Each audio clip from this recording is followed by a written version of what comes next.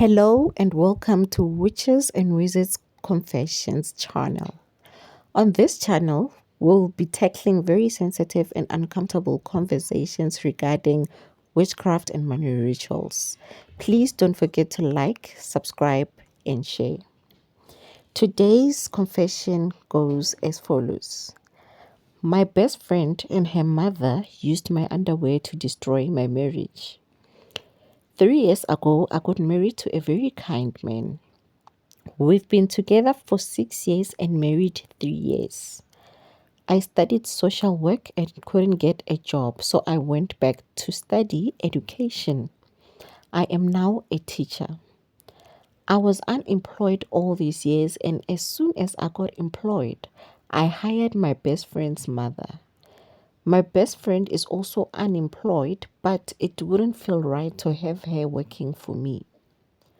To avoid complicating our friendship, we agreed that hiring her mom is a brilliant idea. My husband is an artisan at Transnet, so we decided we should pay the mother 5,000 rent because she would be the breadwinner. I am a primary school teacher, so I knock off at 1:30. So by 2 p.m., I am already home and my best friend's mother knocks off. She doesn't cook. I do all the cooking and she does all the other chores. I have been struggling to conceive, so the house is always clean since there are no children. 2 months after our house help started, my marriage started being a mess. My husband and I would argue a lot, which is new to us. We would go days living in the same house yet not talking. He even started sleeping in a separate room. I'd tell my best friend all this and she encouraged me to ignore him because he has probably started cheating. She told me never to back him or even try to be the first one to make peace because he will get worse. My marriage was falling apart and I could tell that we are slowly heading the divorce route. My husband was now very rude and he stopped eating the food I'd cook. He asked my best friend's mom to start cooking and he increased her salary by 1,000 rand. He was no longer giving me any money for anything in the house, only paying my best friend's mother. I could see that they were getting pretty close. He knocked off around 3:30 p.m. and he would drive her home. She didn't even live too far, but he preferred driving her home. My best friend started acting weird and distancing herself from me. I thought maybe I was oversharing my problems and she was getting tired of listening to my whining. She fell pregnant and hid it from me. I only found out when she was about to give birth. I confronted her and she told me that she didn't want to make me feel sad because she knows how much I've been trying for a baby. I then told her that her win is my win and besides, my marriage was falling apart, so I have no intentions of falling pregnant. I organized a baby shower for my beloved friend. On the day of the shower, everyone was offish towards me. They looked at me with pity and guilt eyes. I ignored them. I was so happy that we were paying her mother enough to even be able to save some of her money. My best friend's mother contributed 7,000 rand and I contributed 4,000 rand. Besides everyone acting strange, it was a beautiful shower. Even after my efforts, even after my efforts, my best friend gave birth and didn't even bother telling me. I felt like I was now forcing the friendship, so I decided to distance myself.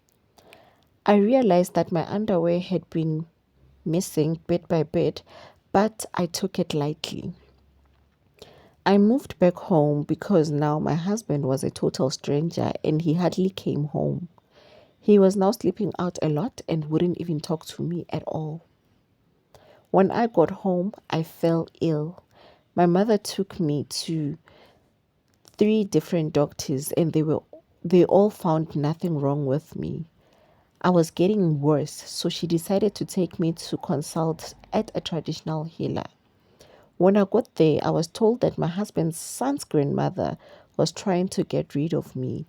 I got bored instantly because my husband had no child. I never liked sangomas because I felt like there is never any truth in what they say, and here was the sangoma proving me right once again. He gave me things to use for bathing, vomiting, and sprinkling at my marital home. When we got to the car, I told my mom that he was just being crazy since he is talking about my husband having a son. I will not use any of those muti because my husband had no child.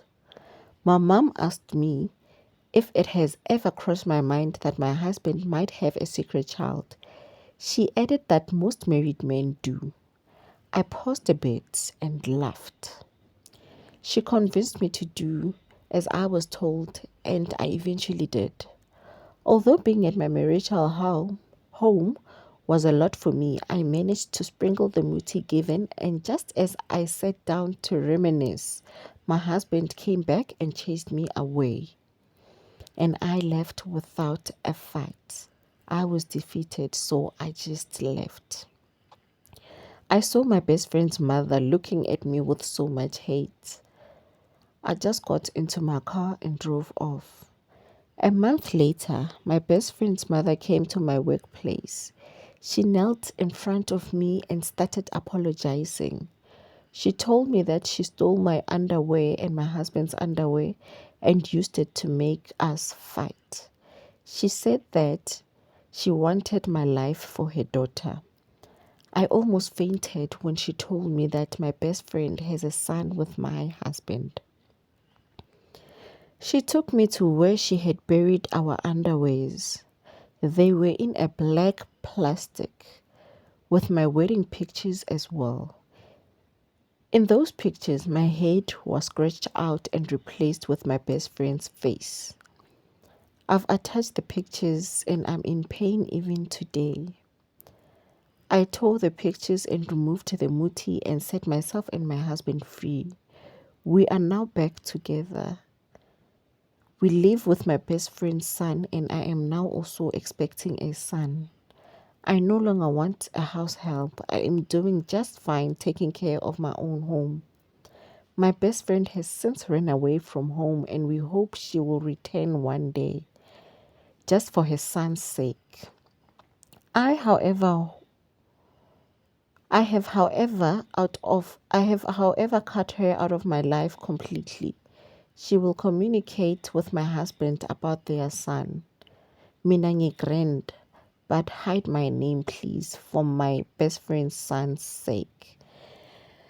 That is all from today's confession. Please don't forget to like, subscribe, and share.